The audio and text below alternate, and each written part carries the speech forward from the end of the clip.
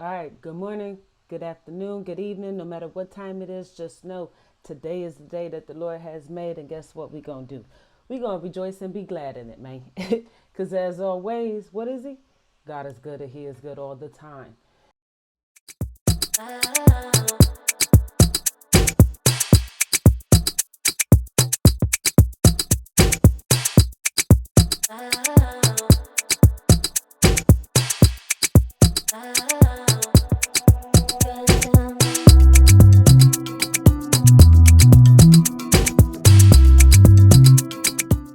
We got to have this conversation. We got to have this conversation, right? I was on YouTube, as always, you know what I'm saying, between the stuff that I do at home, but I was on YouTube and I came across this video. And Let's Keep It About podcast. It's some content creators I watch, and they were talking. Well, it wasn't they per se. It was more a cop out on the other side, or the others' defense. You know what I'm saying? But these these gentlemen was having a conversation about whether or not hip hop culture is for black people. And the person that mentioned it is this guy named Omar. I want to call him a little guy because he reminds me of my oldest brother, and my oldest brother is a short dude, and he talks so much. It's like the tiny man syndrome, they spicy. But yeah, he motherfucking said that hip hop is for black people, and people that ain't black got motherfucking they pennies got all in a bunch. A couple of people got some sand in their vaginas, and they felt some type of way because they listen to hip hop, rap or whatever, and they just like, how can this not be a part of my culture when this is something that I have access to? I partake, I partake in by just listening to the content, and that's when it made me realize, like, damn, this is a conversation that really needs to be had, and I didn't even know, but it got to be had because people think because it's mainstream, because it's popular culture, that it's everyone's culture. And it's because it's labeled as popular culture, which, I mean, yeah, African American black culture has become global. Like, I don't know what to tell you. Everything that got to do with black people become global. I mean, sad to say, but look at slavery. Slavery was global. The United States of America wasn't the only state or the only country that motherfucking had some motherfucking Africans and, enslaved black folk. You know what I'm saying? However, the United States form of oppression, they continue, let me take this glass though. They continue motherfucking greed. I don't want y'all seeing the glare. They continue motherfucking greed. And their oppressive tactics motherfucking catapulted us into creating our own culture. Okay, you want to strip us black folks of the culture that we had when we, for those that were brought here, and for those that who were here and they look like everybody else already and got sucked up into that. You want to strip everybody of their motherfucking culture? Cool. Nigga, guess what? Some of that we gonna hold on to, but we gonna spin this up, man. We gonna spin it up. We gonna make our own motherfucking culture, and that's what American black folk do. We did it, and we the ones that put motherfucking everybody on the map. All right, because if you go back 60 years, just 60 years around the civil rights period, just 60 years ago, the only music you could hear on the motherfucking radio station is who? White people and black people. Because black people in Memphis, Tennessee was the very first black radio station to be created, right? And became, well known to the point where niggas was over here culture appropriate because they was like, you know what? Don't nobody know about these people. They don't have access to a lot of stuff. We're motherfucking, we ostracize them from a lot of, spaces. So, now black people are easy to exploit, and now you got all these people culture appropriating and want to act like, nah, bro, this is our culture. It's not. But I spent majority of the time motherfucking telling y'all in a nutshell what this is about to be about. But let's get into this motherfucking video, okay? The other half, the latter part, as you also see, interracial relationships are harmful. Now, this Omar fella, He stated that. That is his perspective. That's not mine. You know what I'm saying? I put it there because you'll hear it in in the video, in this content, his take on it, and you're gonna get mine. However, I gave you my little synopsis on black culture and hip hop and music. In fact, let me add a little bit extra to it. But when it comes to mother freaking black people, you know what I'm saying? Actually, when it comes to music in general, we motherfucking black people, we did it all. We created country, we created jazz, we created swing. I mean, you have it, you name it. But I'm over here, fast forward. I gotta put y'all in the culture. Most of the time I play Afro beats, but nah, y'all got stuff sideways. We gonna motherfucker put on some black culture, African American culture music, okay? So give me a second. I'm about to play this song and we're gonna get into it. Billie Holiday, Strange Fruit.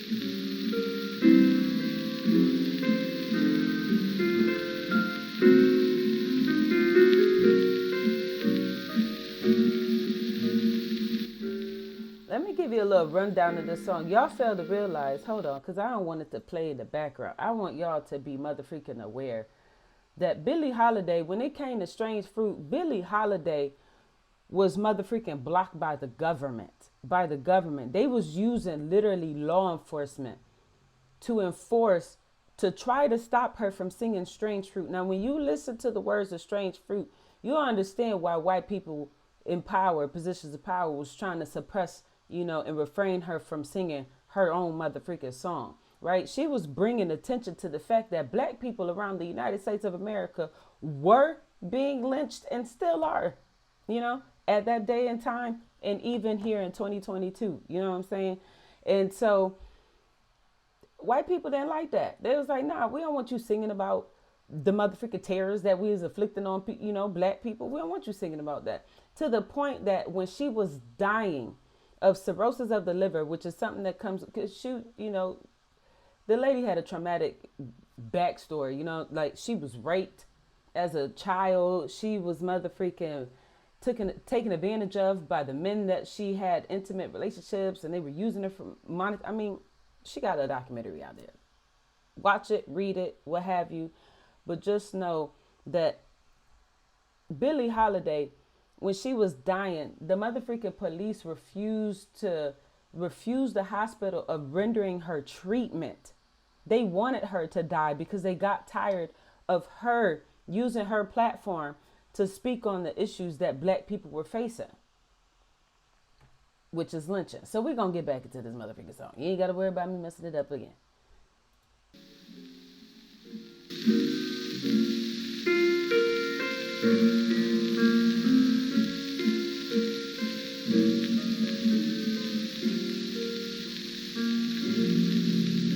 Southern trees bear a strange fruit, blood on the leaves and blood at the root, black bodies swinging in the southern breeze, strange fruit hanging from the poplar trees.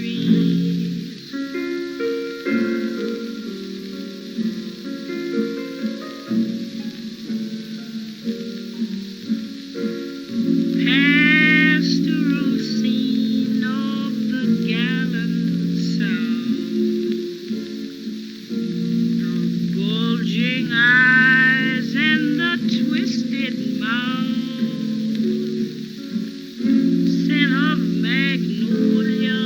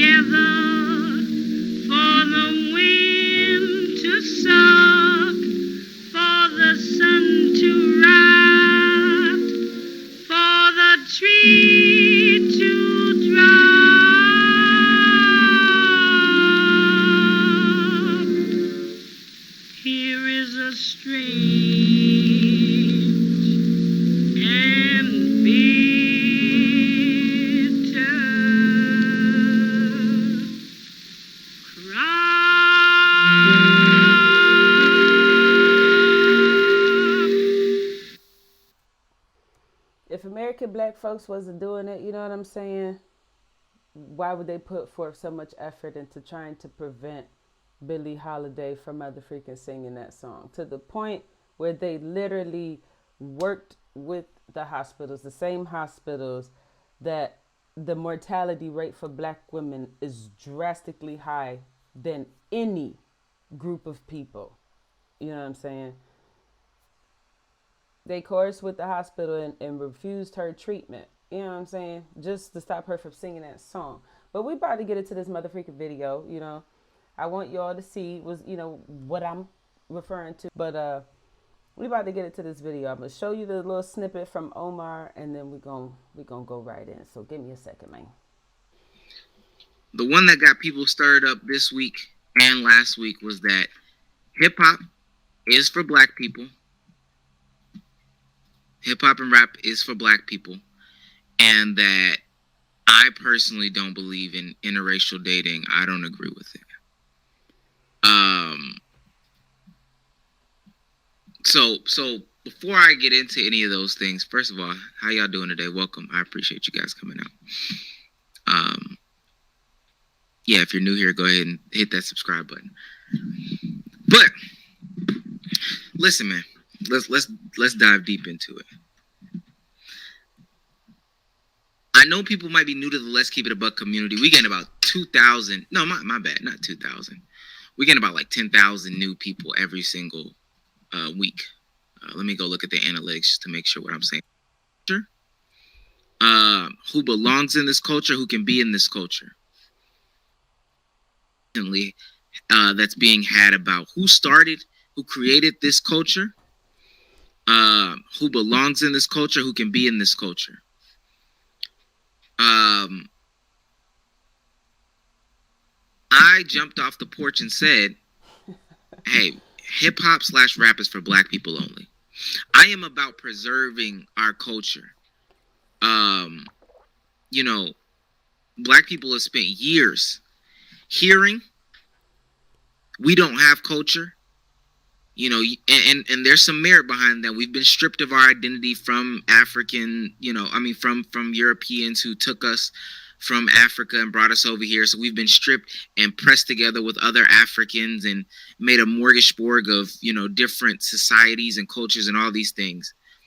But we've been hearing for a long time that we do not have culture.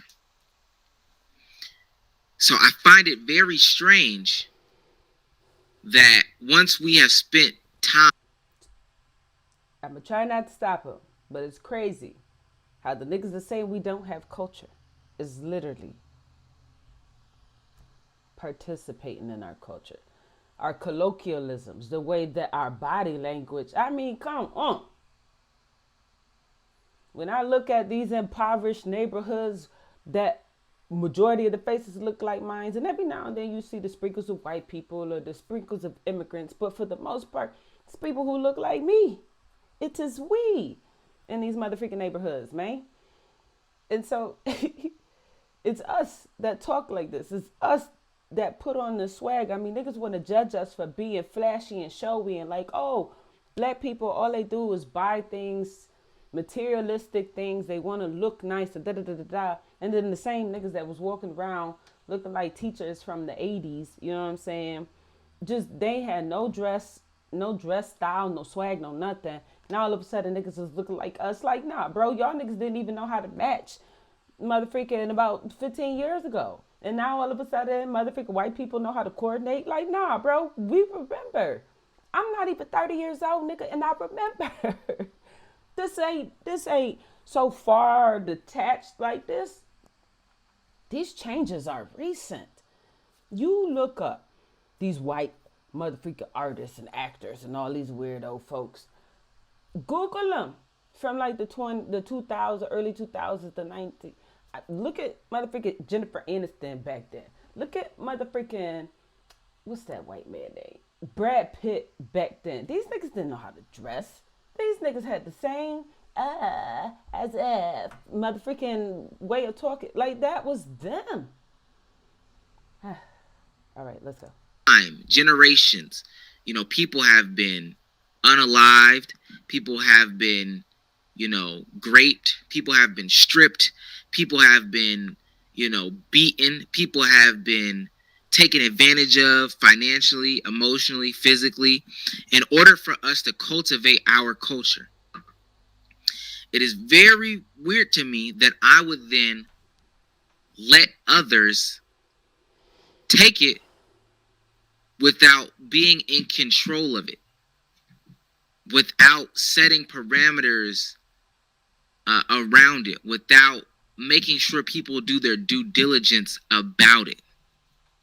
And mind you, that goes to all black music. All black music has been appropriated. All black. And for the most part, mainstream music is black music.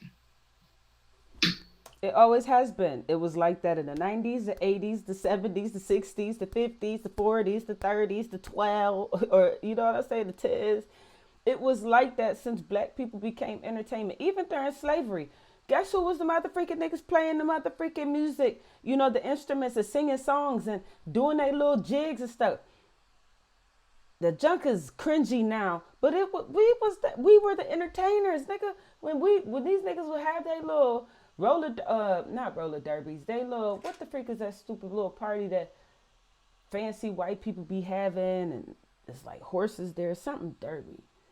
Cause these weirdos on my street invited us. Well, I'm like, hell no, bro, and get the freak out of here with that slave Confederacy mess. But they have their little derby parties, and at these parties of prestigious other white people, it's motherfucking black folks, African Americans, blacks, as their entertainment. Their same slaves and servants was their entertainers.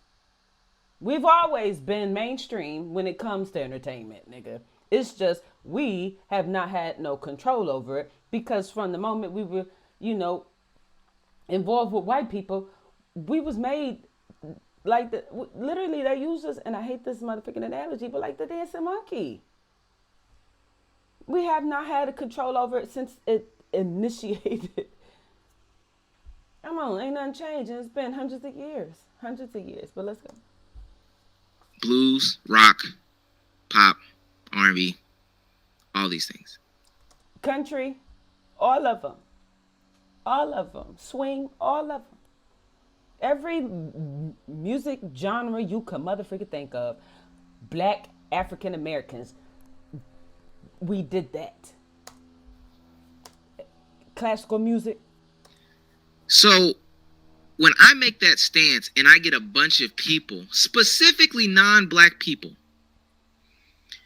to retaliate against me and my words without wanting to have an actual conversation about it,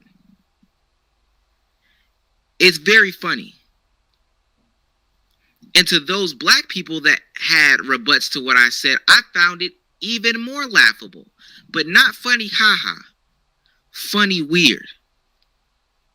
Black people have this thing about inclusion.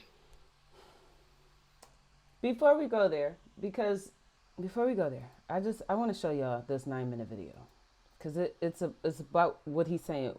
What is Blaccent and why do people keep using it? This is through PBS Origins, and Blaccent is literally the blackface, like how they put on blackface for entertainment and all that. The same thing with our voice, with our colloquialism, our body language. Just watch. Have you ever noticed this phenomenon? I gotta understand that I'm not paying for Rude boy, it's a white boy summer. Bad gal. Kill me, get your ass in here. You gonna roll up to that wedding, you gonna be like, fuck, bitch. I be tripping. Blaccent. Blaccent is essentially right there in the name. It's a portmanteau of black and accent. So Blaccent, or what I'm thinking of as vocal blackface, are kind of interchangeable. They're both instances of people who are not black adopting African American English or African American vernacular English. Seems like it's been in show business for decades. This is what you call minstrel shows. 1927. Not even 100 years ago. Yeah. So why That's white culture. That is white culture. That is white culture in America. do people keep using it? Again and again and again. Let's get a historian's take on why entertainers use black scent. You ain't nothing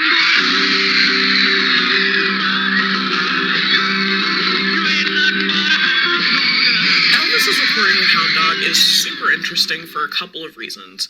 The first is that it is a cover, which is probably news to a lot of folks because a lot of folks think of it as sort of an original Elvis track, but it's actually a cover of Big Mama Thornton, her version of Hound Dog that actually preceded it by a few years. You ain't nothing but a hound. And it sounds so much better. It sounds so much better when you leave us to us.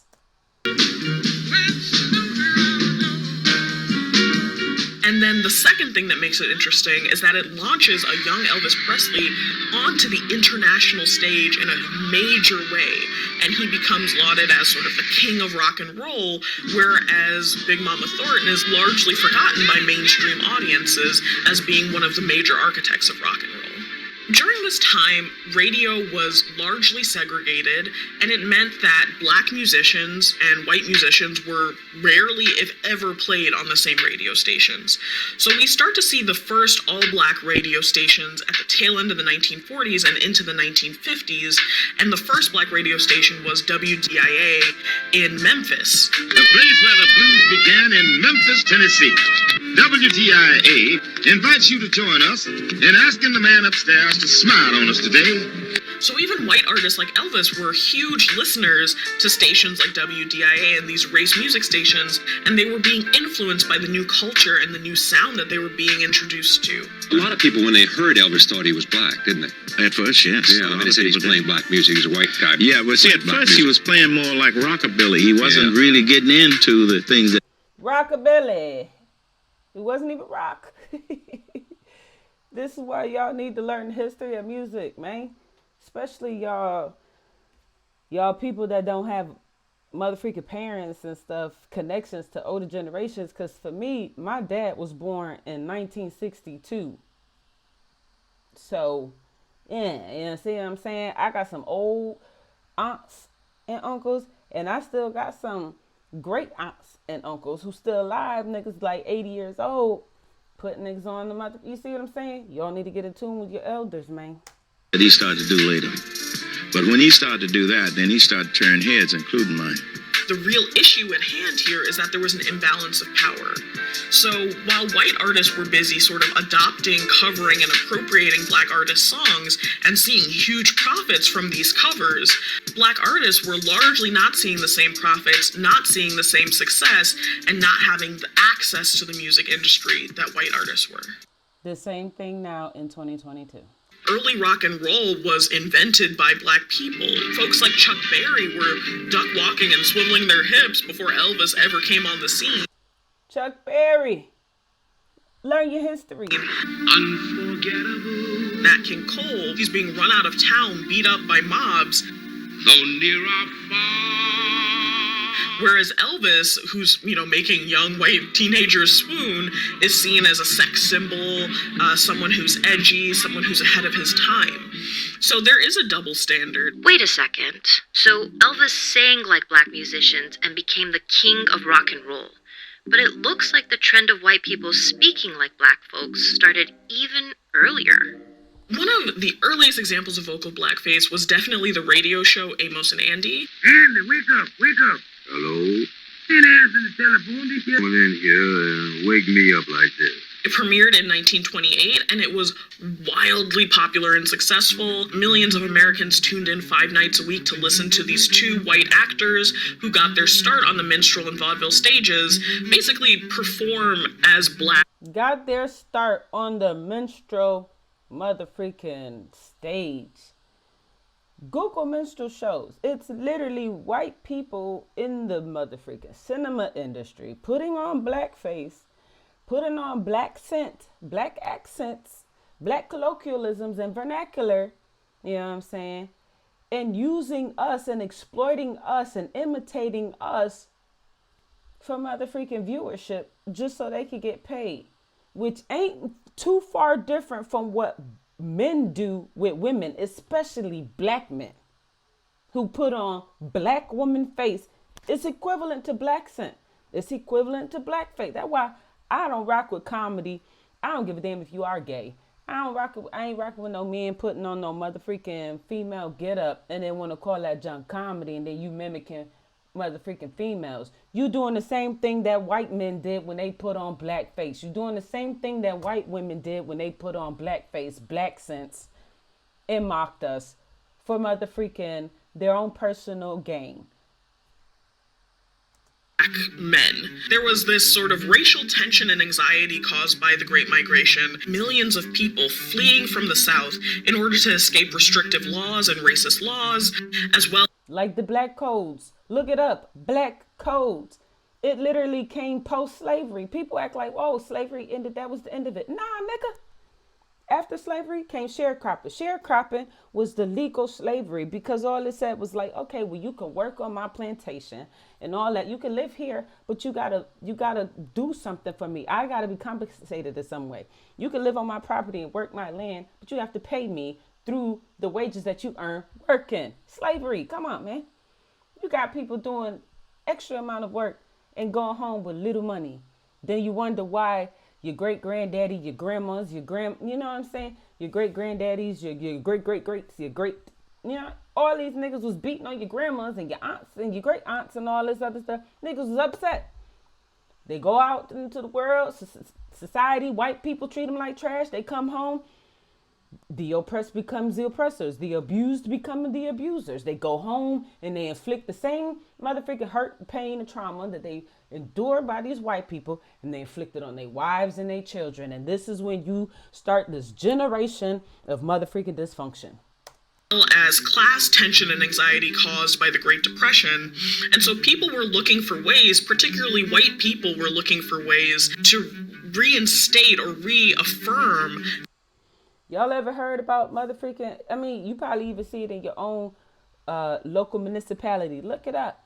Where there was in housing deeds, literally in the past, the 1800s, the early 1900s, even to like the 1960s and such. These people had it in their deeds, their housing deeds, that you bought a house. It stated, it was like a little clause in the deed. It stated that you were prohibited from selling this house to a black people. So this is how white people maintain home ownership to a higher degree than black people. We was like literally like ostracized, and the law motherfucking justified it because there was laws that allowed this stuff. It's crazy. It's crazy. Their control on the racial hierarchy of this country. And I think that made the show, Amos and Andy, even more appealing to these audiences. So appealing that they made spin-off movies. The kingfish is coming over to talk over a big proposition. Cartoons. Even a TV show. Well, boys, it look like I's the big winner. The Amos and Andy show actually led to the first all-black cast of a television show in history, and I think that complicates the ways that we have to look at its legacy. These actors who were on the show were instructed to maintain the black scent and maintain the sort of caricature of the earlier radio program because that's what made it successful, and the producers of the show thought it was more authentic. How do you do there? The tweet. By forcing these actors into sort of a narrow role, they were essentially forced to adopt this really stereotypical version of themselves and reflect back to white audiences what they expected more than what was actually authentic to the black experience. So if you don't understand what she said, she's basically saying that this very first TV show that had black cast, it made things confusing for a lot of people, including the black community, because we're excited because we're like, okay, well now you have black people in the TV, they're within cinema. However, they're forced to motherfucking maintain these stereotypical interpretations of what people think black people are, the way they think black people talk and stuff. And you heard her. I mean, they was like, oh, this is, you're maintaining its authenticity, or I don't know why I'm having a difficult time with saying that. Authenticity. Anyways, the mother freaking, all it was is that they was like, we don't want you to show how black people really are because this is how we've been depicting y'all for the past several decades. You know what I'm saying? Or what have you. So at the end of the day, that's what this is. It's like black people are forced to be like, well, we gave you, you know, these opportunities, but it's like, yeah, but within these opportunities, nigga, you still oppressed me. But I digress. Where's that husband of mine? He didn't come home last night. He left us note saying he was going away to make his fortune and he'd come to me later. I'm excited. Authenticity. I don't know why I was struggling. In some ways, it gave opportunity.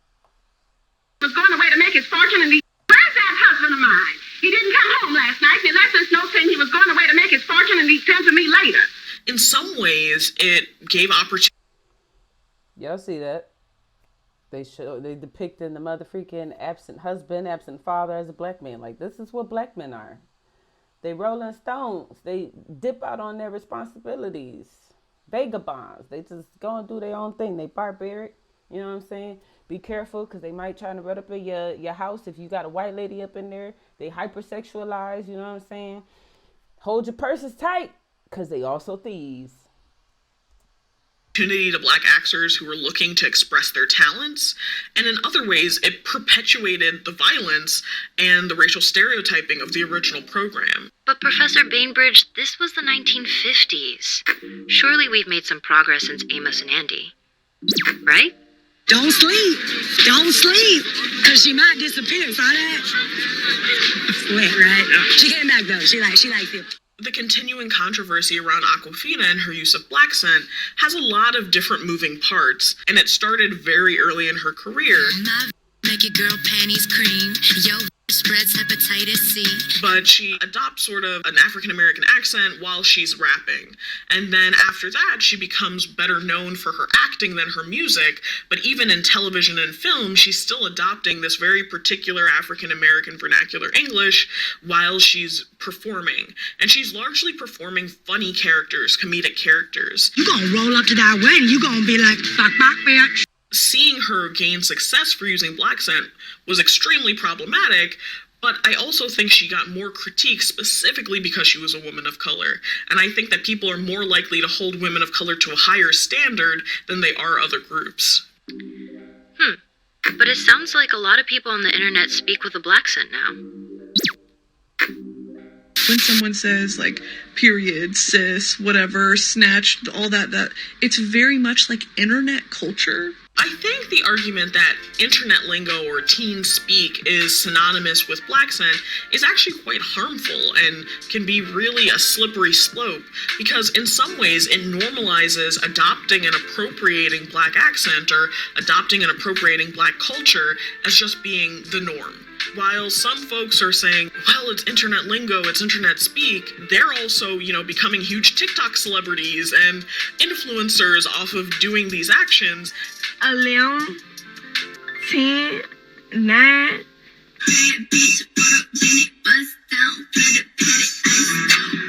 When a black person does adopt, say, AAVE, they're seen as ungrammatical, less professional, less desirable, and less likely to be hired. Wow. That double standard is literally costing people their jobs. So what can we do about it? I'm not a fan of dragging people online, but I do think holding people accountable could look a lot of different ways. Going back to Awkwafina, one of the ways she could have credited the black community for sort of some of the innovation that she was, taking credit for with her black scent would have just been simply saying sorry. I don't profess to be an Awkwafina historian, but I think it's important for us to think of gentler ways that we can engage with each other and engage as communities of color, because we do have a shared destiny and also a shared sense of politics that makes it really important to think about solidarity. So I wonder if there are just other ways of engaging. I mean, you got it there. You got it there. We could go further into the Omar video. I mean, people go in to discuss, their opinions of it. And I think where we at a time, and I want to say we probably like 30 minutes in. So we'll probably watch like 10, 15 more minutes of his video. But they make a very, very great, argument. Black culture has been stolen, and it's a muddy slope because many people falsely believe it's teen culture, it's internet culture, it's everyone's culture because of how accessible it is. But that's just not true. Like I stated in, previously, here it is in New York. It is very common to see Chinese restaurants, especially within neighborhoods that are heavily populated by black people. When you go to these Chinese restaurants, these Asian restaurants, majority of their consumers are black people. I don't ever see as many Asian people or white people or Latino people in these motherfucking spaces as often as I see black people. However, I'm not about to be out here and say, well, Chinese food is our culture because we're the biggest consumers. That's stupid. Nah, nigga, we just eat your food. It's accessible. It's right here. We understand this is your thing. I don't cook, I don't cook like that. That's your thing. Damn sure not about to be motherfucking cooking my motherfucking. I digress. Anyways, the same thing, like I stated with my wife, right? A lot of people think it's like on some racist junk. Because me personally, I ain't with the interracial relationship stance that Omar has. I'm in an interracial relationship, right? My wife is Mexican. However, because I'm married to a first generation born Mexican in the United States, she has attachments to her culture because her parents are immigrants. They were immigrants. You know what I'm saying? They're documented. However, they were immigrants. Her mom, for the longest, did not have documentation. And she put me onto game about the whole shebang about, the stresses of living with your mom. At any moment, she could be deported, but you're a citizen and all that. You know what I'm saying? We all have our own struggles. However, I'm not about to say that mine is the same as yours because we live alongside each other and because you're telling me about it. I have access. I can see. I can hear. No. Right? My wife is Mexican, and when I go to their parties, you know what I'm saying? They have mariachi bands. They motherfucking play their Latino music. I have access to it. I frequent it quite often than the average black person because I'm married to a Mexican. But I'm not about to sit here and say that's my culture just because I'm married to a Mexican woman who her family allows me in their intimate space to get insight of what their culture is like. That's not my culture, bro. Even if I did grow up on it. I grew up with Puerto Ricans. In motherfucker where I'm from, Rochester, New York, we have very large Puerto Rican and Dominican population. It's very scarce that, we see Mexicans. If you see Mexicans, they in the motherfucking rural areas, no funny, picking apples. They are living the stereotypical lives in upstate New York. You know what I'm saying? Especially where it's white, poor, farm life. You know what I'm saying? But at the end of the day, yeah, I got to attend Puerto Rican festivals. I'm not about to say this is my culture because I frequent this. It's stupid, But I just want to make it clear that I don't agree with Omar's stance. However, I do agree in some aspects where he says and I'm gonna play it out. You hear it, but he goes to say he talks about how he believes that interracial relationships are harmful because it doesn't preserve the black culture. You know what I'm saying, and stuff like that. And I do agree with him that can be the case because of the constant mixing, right?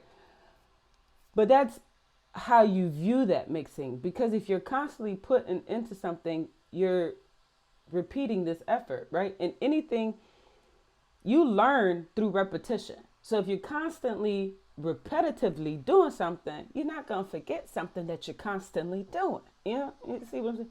So I agree with him to some degree, and I don't in some aspects, but this is why I say I agree with him, because I do know that I've seen it, I've heard it all the time where people have experienced being in an interracial relationship, and being in that interracial relationship was more detrimental to them than being in a relationship with someone who is of the same, race and whatnot.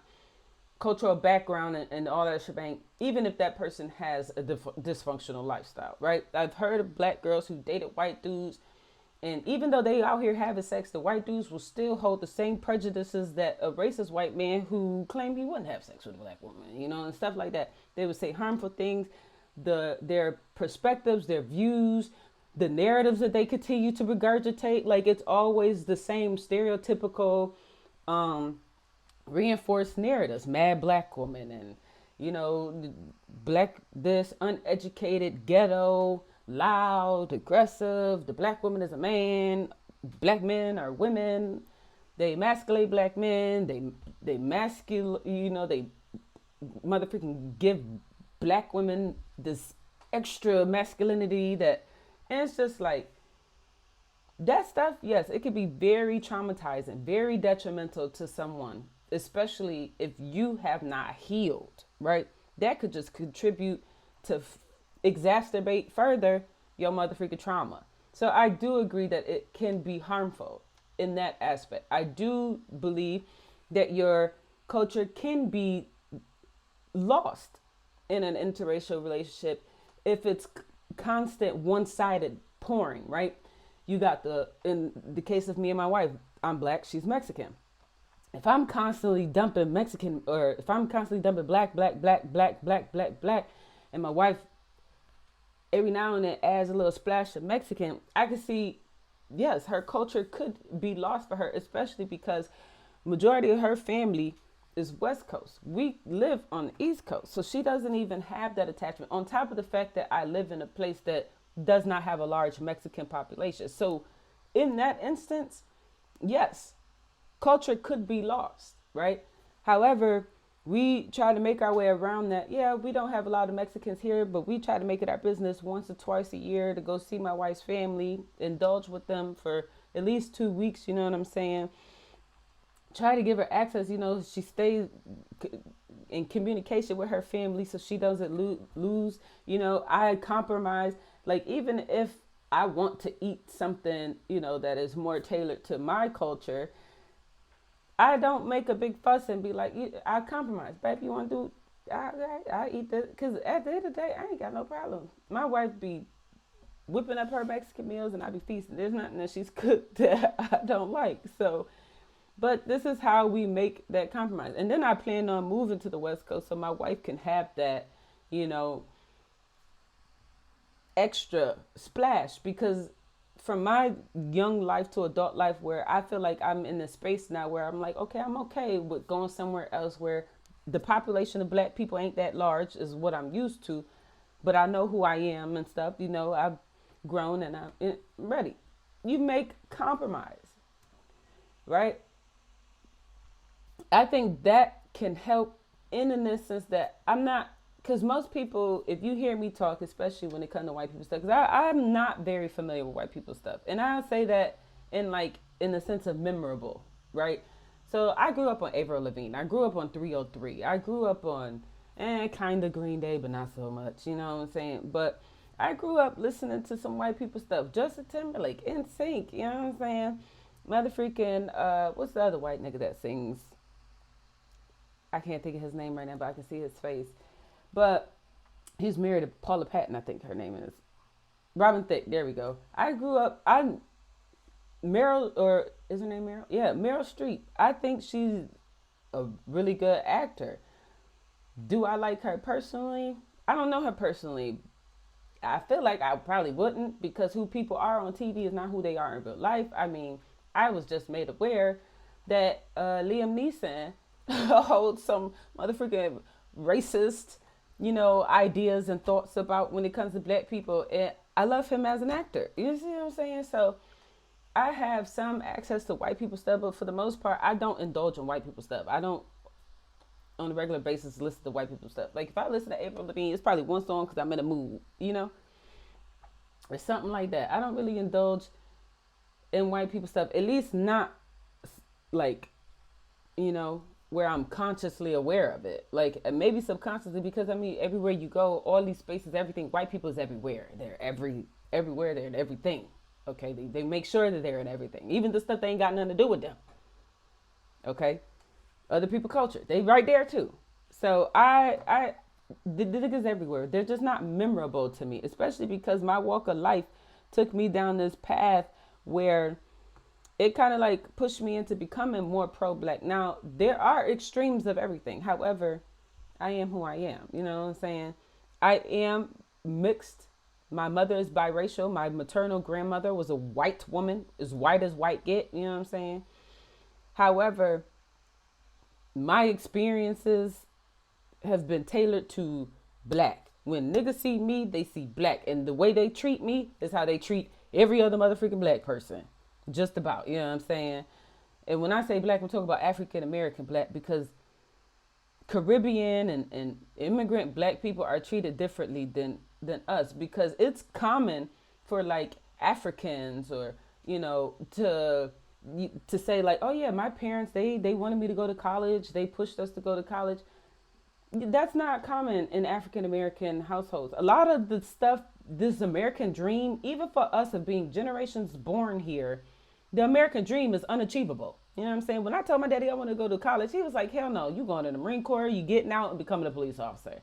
He literally fought to the point my counselor got involved and was like, Mr. Grayson, Tierra would do so much better if you let her go to college first. She could go into college, then go in the military. She can go the officer route. My dad was like, no.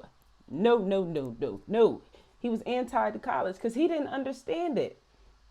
It's not an avenue that he traveled. And that's a whole nother video for another time, being first generation, you know, in college and trying to navigate college, and you ain't got no mother free kid. You ain't got nobody before you that is experienced that. So you ain't got no help. You literally doing this on your own. Well, not your own, because I got Jesus. However, you know what I'm saying? I didn't have nepotism to benefit off of. But that's for another story. But this stuff is real. You know what I'm saying? These issues are real and they're disregarded. You know what I'm saying?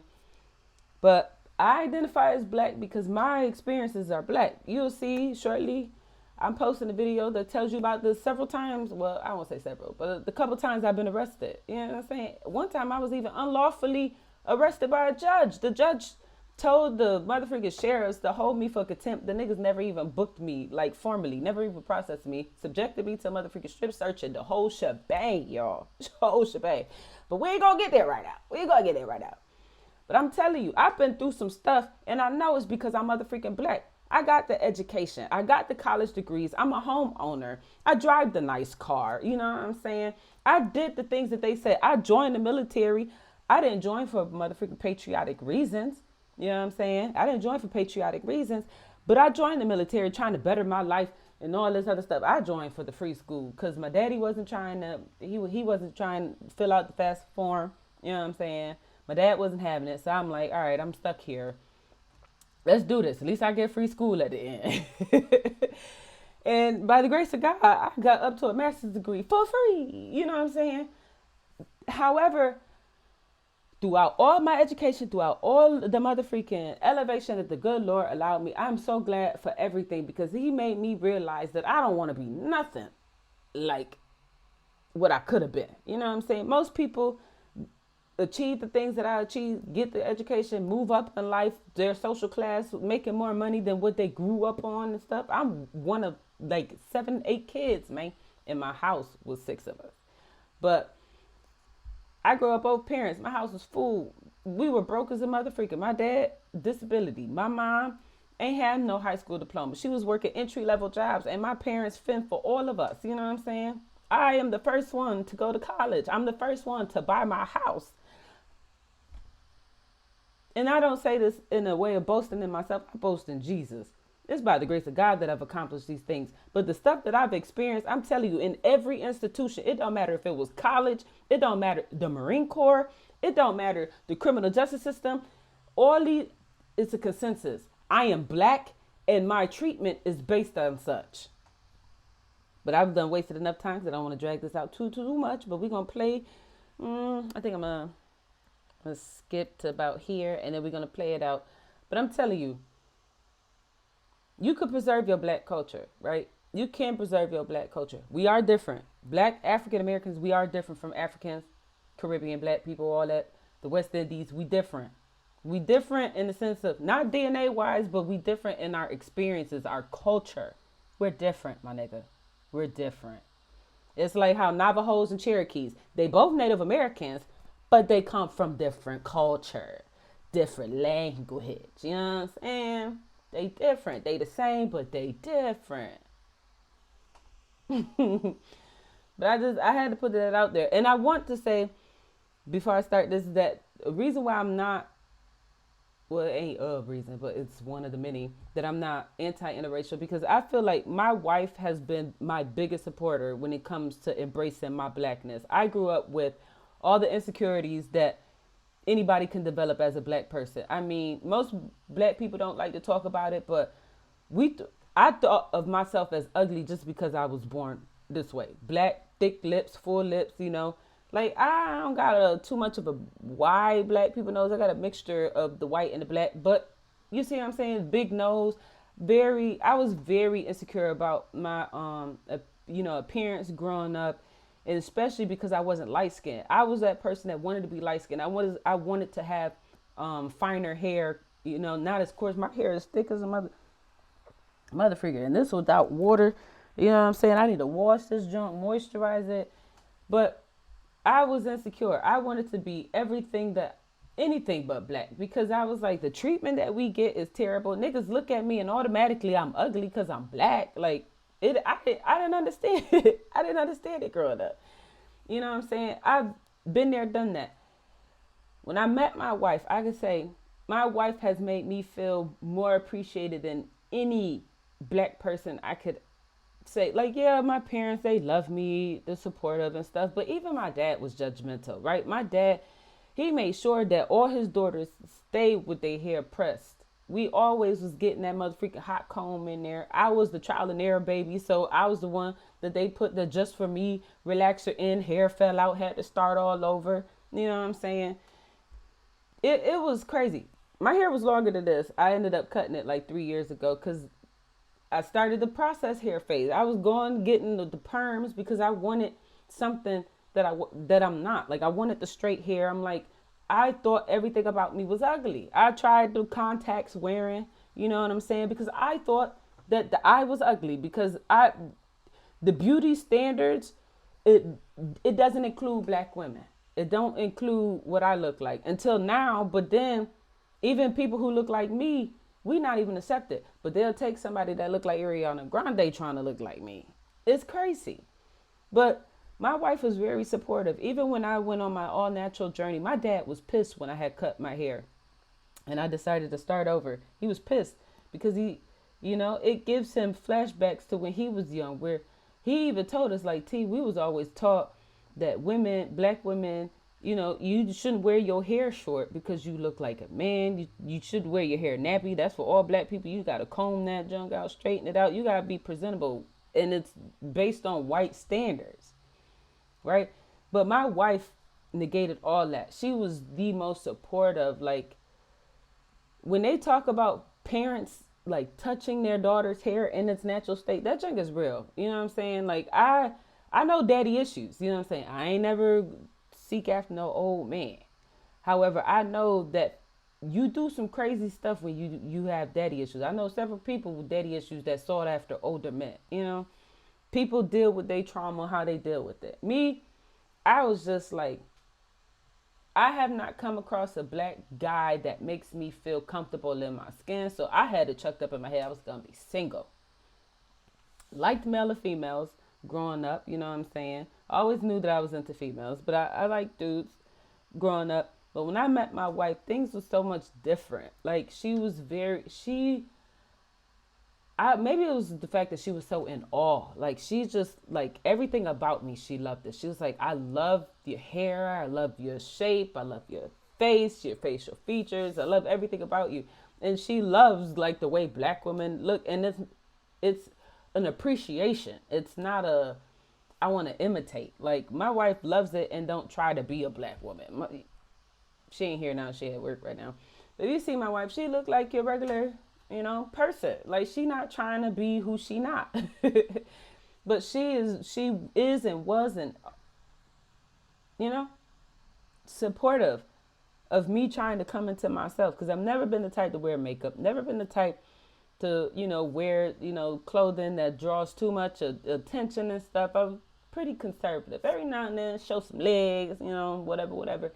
But for the most part, I was very conservative. It was my wife that brought me out of my comfort zone. She made me embrace my blackness. She's the reason why I could walk around, take this headband off, and I'm comfortable, because she helped me get comfortable. When my wife, who is not black, who has straighter hair than me, like, we're on the opposite spectrum of everything. She's lighter skin, the whole shebang, right?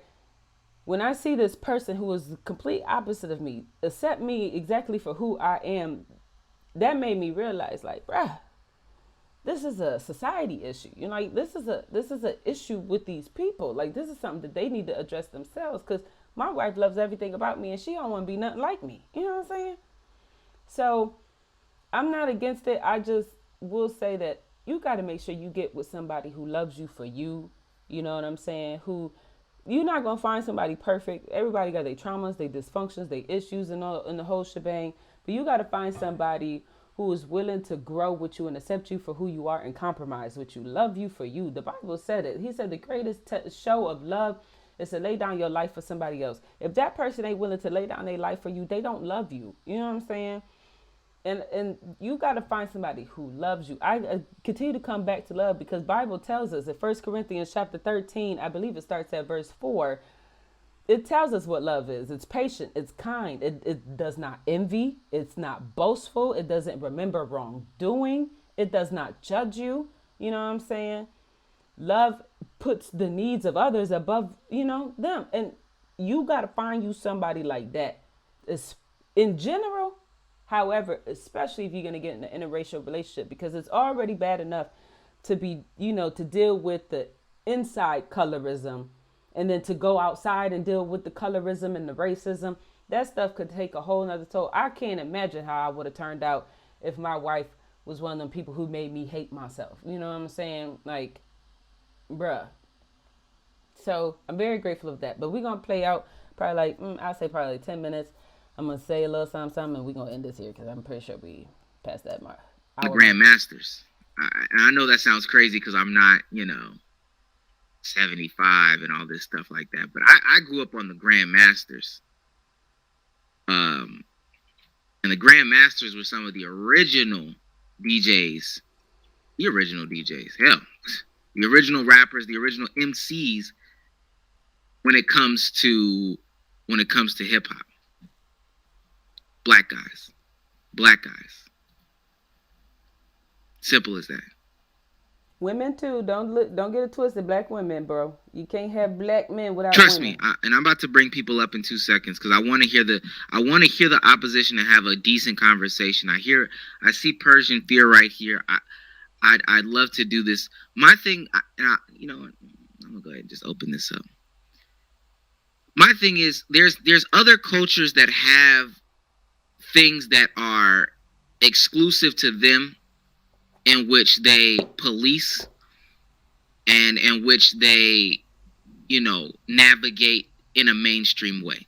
Hip hop and rap, from our culture, my culture, I believe should be that thing. However, we are not the controllers of hip hop or rap. Alexander says, so essentially segregation without degradation. We are not the controllers of rap. We are not the controllers of hip hop music. We are not the controllers of our culture. We might start the movement, but we let others benefit and capitalize based off of our movement. And I see that when I see an AI rapper come out based off of the depiction of what a white guy thinks a black rapper is. Dreads, face tattoos, sagging pants, saying nigga. What are we doing? What are we doing as a people? Right. I don't see other people infiltrating Hispanic music and culture the way that they do black culture. I don't see people. I would like to add, you don't see it because, like you said, black culture is mainstream. That's why you don't see it. It's like how most people think when it comes to hoods, neighborhoods that's highly congested with black people, they think nobody lives there but black people. And whole time they be ignoring, Paul Smith, who mom grew up here too. They just hella poor. They too poor to leave Rochester. They too poor to, get better, do better. They live in paycheck to paycheck, entry level jobs, maybe welfare too, because people mistakenly believe that black people are disproportionately on welfare. And I wouldn't negate that, but the thing that I would like to clarify is that black people are not the majority of people that's on government assistance, on welfare. It's in fact white people, and it's based solely on numbers, right? In the United States of America, there's about 330 million people that live here. Of 330 million people that live in the United States of America, 60% of that is white. 60% of that is white. So if you take 60% of 330 million people, you have about, we'll say probably about, just to be fair, about 160 million people that are white. So that means 330 million. So that means the other 170 million people are mixes. It's a mix because you got to remember, black people only make up 14% of the U.S. population. 14% of 330 million people is about 44 million people. Latinos, they are increasing, and I really think that COVID was a come for Latinos because the numbers don't lie. Latinos, researchers have shown that Latinos are expected by 2030 or 2050. They were expected to outnumber white people, right? They have an ever increasing population. They outnumber us black folks now, even in places that was heavily dominated by black people, like New York City. New York City was predominantly black and white. Now it's predominantly Latino and white, and then black people is under there, you know what I'm saying? But you see where I'm going. So Latinos make up, we'll say black people make up about 14%. Latinos, we'll say safe is like 17, 18% of the U.S. population. If we 44 million, they only about 60 million. So you add us together, that's 100 million. The other 77 million people is the natives, the Asians, and the people that's all in between. You know what I'm saying? And you got to remember, the Asians only make up about maybe 2 million people, even though this entire motherfucking nation was populated by indigenous people, Native Americans. It's crazy. So when people try to say that black people been the only ones, yes, slavery sucks. We ain't the only ones oppressed though. Okay. Native Americans was high in numbers, and they're the least amount of people here, even though they were here ideally first. You know what I'm saying? But anyways, I say all that to say this. People misconstrue data, right? Even when it comes to government assistance. Because if you look at it, the amount of people that are on government assistance, they say about 10% of the population is on government assistance. So if you take 10% of that 60% of the U.S. population that is white, and you take 10% of that 14% of the U.S. population that is black, and you take 10% of that 17 or 18% of the population that is Latino, and you take 10% of that 2 million people that is in, the United States that are Native Americans, you will see that the amount of people that are greater on government assistance is white people. And it's just solely based on numbers. Just numbers by itself. People infiltrating and approach. So that's why it makes it so much easier for y'all to infiltrate and exploit and hide and all this other stuff. It's just so many of y'all. Niggas be misconstruing the data. All you got to do is look at the numbers. The numbers. Come on. Creating Asian culture the way that they do black culture, Indian. I said all that to say, other cultures are being exploited. We just don't have access to it because, even now, I follow some content creators that push for justice. They fight for social justice when it comes to Native Americans. We don't see that all the time because their access, their power is not as big as black folks. We've been working at this for a minute, Culture the way that they do black culture. I I don't see that. I don't see those that aren't like others capitalizing like they do black culture. I don't see that. In the NFL, I mean, Native Americans was pushing to get the Redskins, that the Indian with the head face. They wanted to get that removed because they're like, first off, Indian, come on, that's derogatory. Second of all, the headdress, that's our culture. What are you doing? You don't see it, or you just blind to it. I'm gonna drop the link down there in the chat. I didn't come up here to rant. Kinda did. Y'all aren't gonna like me for my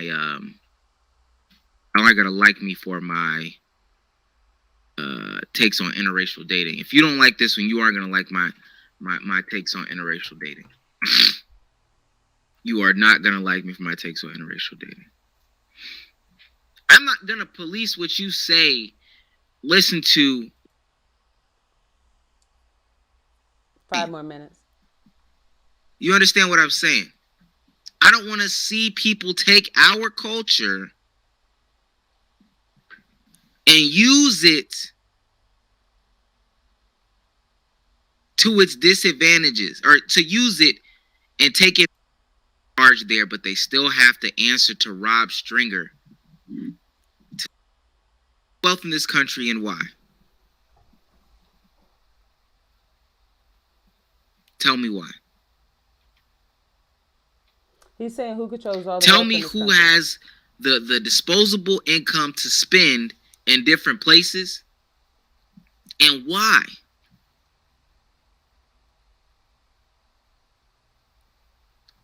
Who are the ones that don't have access to the same generational wealth that the others do, and why? You ask me, why do non-blacks, why do white folks have access and purchase more tickets and merch and CDs and stuff, when we know why? When we know why. We know the history of our country. That's where I'm going to leave it. So, and I'm going to end it after this because we've been at this over an hour. But he made a good point, is that, because somebody mentioned, like, well, if hip-hop music, if black music is for black people, you know, if it's your culture, then why so many white people are the consumers? And then he goes and, you know, say, well, like, look at it. Who has access to generational wealth? Who has access to more money? Who has it? And it's true. It is white people. However, data shows that $1 cannot stay in a black household for 24 hours, for more than 24 hours. $1. That means that as soon as black people, on average, are getting money in their hands, they're spending it. They're huge consumers, right? And you got to remember, in the day of when business first started off, they weren't marketing to black people. They weren't marketing to black people. But when black people started gaining more rights and liberties and such, we've been had it. It was just supported by legislation. That now you have people saying, well, you got all the, I mean, look at Black Wall Street. You got black people, even though they're a smaller number in population compared to us white people, they're able to create their own Wall Street. They're able to fund their own banks. They're able to create their own schools. Like Forsyth County in Georgia was a prominent county full of black people, where churches and the whole business, everything, business owners. And a lot of these places that you look, even where I'm at, Rochester, New York, historically, in the 60s, prior to 1964, race riot between white police officers and black citizens, it was a thriving neighborhood, many black businesses in the neighborhoods that now niggas call hoods and impoverished and ran down and dilapidated and broken windows and all this garbage. These were affluent communities. Like, they may not have been to the same standards as what we visualize white people, but these people were pretty affluent to where they would created black banks. You got to have some money for bank. You know what I'm saying? Even Lake Lanier. Lake Lanier was once upon a time Oscarville, a very prominent, affluent black neighborhood. White people come in and was like, nah, we don't want y'all having nothing of that. We tearing all that stuff up. But they realized like, these niggas got money. They can contribute to the economy. We should motherfucking market to them. And that's when they start motherfucking soliciting, you know, their little business and marketing skills to black people. And that's when they start enticing us. And you got to remember, it's still like that to this day. Why you think they use rappers and black athletes and motherfucking damn near all black entertainers for their like commercials and advertisements to get you to buy stuff, right? It's because at the end of the day, they know $1 cannot stay in a black household for over 24 hours. So black people, on average, a lot of us, we're going to spend a lot of money on something that we don't have no ownership in. In addition to the fact that, number two, we're motherfucking trendsetters. We went from, niggas had Nike. Nobody was wearing motherfucking Nikes. Nobody was wearing a lot of things. You know, Adidas, Fat Farm, FUBU, motherfucking Jordans. Nobody was wearing none of this stuff until we was wearing it. Even Coogee, Gucci, even the Prada. Like, yeah, people was wearing it, but niggas wasn't really like getting involved until motherfucking niggas got involved. That's when they was like, oh, we should make this a little bit more accessible so the common people can get it. Because now we got the black rich people buying it. Let's get the poor folks involved. We're the trendsetters. So when you get black people in on your stuff, niggas know black people in on it, everybody else gonna follow suit. Because black people, we cool like that, man. We cool like that. So this is why I said what I said, is that $1 can't stay in the black household. It can't. These niggas know. That's why they market to us, because they're like, these black folks, these Negroes, they're gonna spend the money. They're gonna look fly doing it. They're gonna talk hella snappy on social media and platforms, taking their pictures, and they're gonna entice niggas that even if they ain't got no money, they gonna wanna look like them, talk like them, feel cool and swazzy like them. So this is why they market to us. So yes, white people do have majority of the money, but these niggas just be sitting on it. They don't spend nothing. That's why these niggas walk around looking like Jeff Bezos, looking like your average Joe versus black people looking fly, snazzy. You know, we dapper. We just like, nigga, we got $1 million, we gonna look like we got $1 million. We got $2, we still gonna look like we got $1 million. Because at the end of the day, we cool like that. We can take the bad and make good out of it. And then make everybody else want to get involved in that.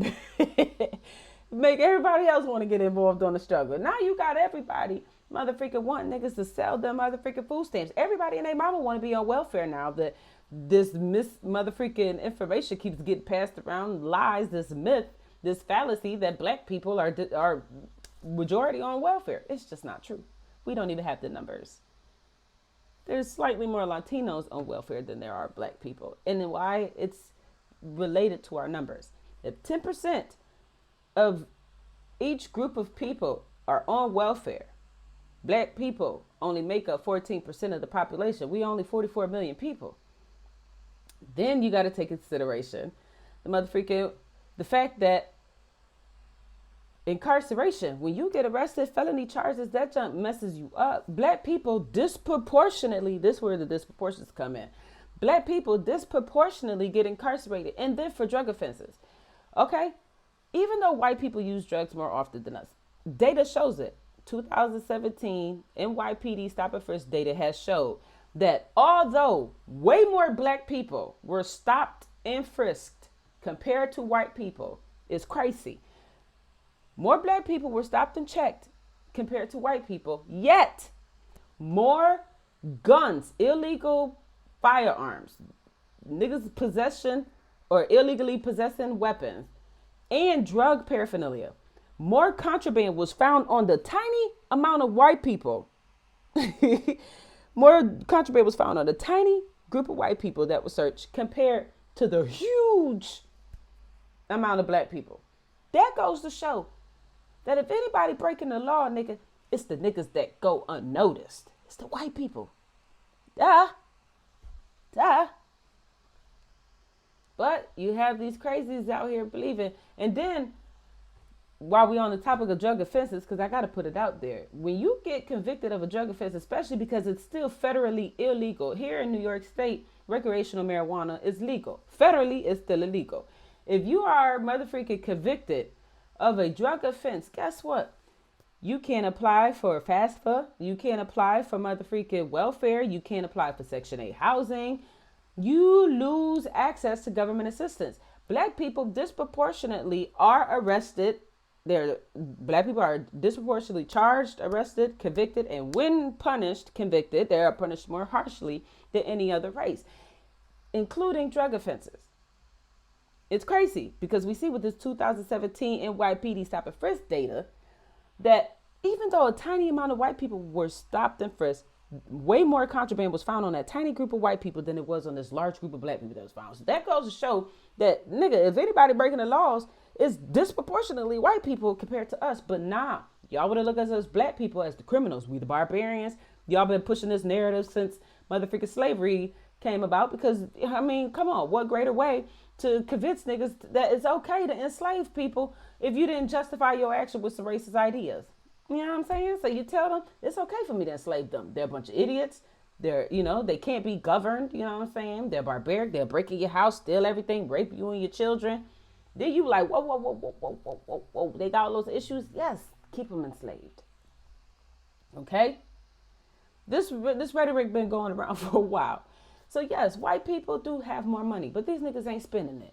We are spending it. We're the trendsetters, yet we are disproportionately left out of everything.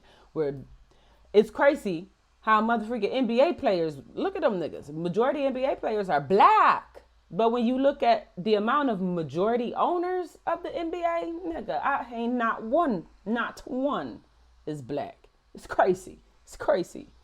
So I say all that to say this.